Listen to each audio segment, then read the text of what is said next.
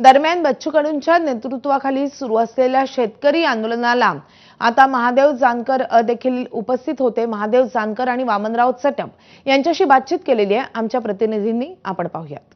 आज शेतकरी नेते यांची जी राज्य सरकारसोबत बैठक आहे त्या बैठकीसाठी निघायला सगळे शेतकरी नेते एकत्र आलेत आपल्याला पाहायला मिळत आहे। महादेव जानकर असेल, वामनराव चटप असेल आणि इतर सहकारी आहे। साधारण 11:30 वाजता ते नागपूर विमानतळावरनं मुंबईसाठी निघणार आहे।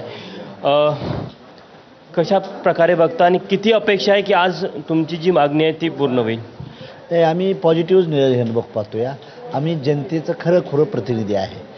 आम्ही जरी सभागृहात विजय नसून तर आम्ही रोडवरच्या लढाईला आम्ही सक्सेसफुल आहे। लोकांचा विश्वास असलेले आम्ही नेतृत्व करण्याचा प्रयत्न करतोय। आमचं म्हणणं आहे एखादा बाकीचा प्रश्न राहू द्या, पण तुम्ही 7-12 कोरा केला पाहिजे। पहिला 7-12 कोरा ही पहिली मागणी असेल आमची।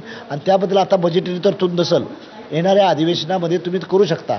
बँकांना तशी ऑर्डर देऊ शकता की बँक गॅरंटी म्हणून देऊ शकता, असे आम्ही त्यांना हे देऊन आता हे 2-4 दिवसात जर आचारसंहिता लागली तर परत 3-4 महिने परत काही करता येणार नाही। म्हणून राज्य सरकारनं आज आम्हाला डेट आणि कर्जमुक्तीचा GR द्यावा एवढीच आपली त्यांना विनंती। मागच्या 2 दिवसात राज्य सरकारची जी भूमिका राहिली, काय वाटतं आजच्या बैठकीत तोडगा निघेल आणि तो तुम्हाला जसा अपेक्षित आहे तसा निघेल? नाही, आमचं स्पष्ट म्हणणं आहे सत्तेपुढे शहाणपण चालत नाही। आणि आम्ही सतत म्हणत आलो की सरकार समस्या क्या सुलझाए, सरकार यही समस्या आहे। त्यामुळे त्यांचे गुणदोष त्यांनी दाखवायचा 2 दिवस प्रयत्न केला, पण शेवटी कसं असतं लोकशाहीमध्ये चर्चेने प्रश्न सुटत असतात।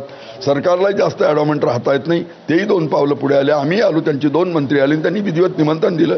CM बरोबर बच्चू भाऊंची चर्चा झाली आणि त्यांनी आज विधिवत निमंत्रण दिलं। यामध्ये विधिवत चांगली चर्चा होईल। आम्हाला माहीत आहे राज्याची आर्थिक स्थिती प्रचंड बेकार आहे, दिवाळखोरीच्या वाटेवर आहे, पण सरकारने क्रम बदलावे, प्रायोरिटीज बदलाव्या। आज ते पैसे देणं शक्य नसेल तर GR काढावा, एक डेट द्यावी, बँकांना तशा तऱ्हेची काउंटर गॅरंटी द्यावी आणि मार्चच्या अर्थसंकल्पात त्यांनी तरतूद करावी, अशी आम्हाला अपेक्षा आहे। कायमस्वरूपी तोडगा निघावा असं वाटत नाही का? या संदर्भात या बैठकीवर काही चर्चा किंवा विषय राहील का? आता ते काय झालं की अशा बऱ्याच चर्चा झाल्या। जलयुक्त शिवार झालं, भूगर्भाची पाणी वाटली। तुम्ही सीड फीड इलेक्ट्रिसिटी आणि जर आपण त्या शेतकऱ्यांना योग्य जर एन्व्हायरमेंटल कन्सेंट आपण व्यवस्थित दिलं तर शेतकरी आत्महत्या नाही करणार। शेतकरी ज्यावेळेस ऊस किंवा सोयाबीन लावतो त्यावेळेस लाईट नाही देतं, लाईट नसेल तर ते पीक जळून जाते। दरम्यान बच्चू कडूंच्या नेतृत्वाखाली सुरू असलेल्या शेतकरी आंदोलनाला मराठा आंदोलक मनोज जरांगे पाठिंबा देण्यासाठी नागपूरला रवाना झालेत।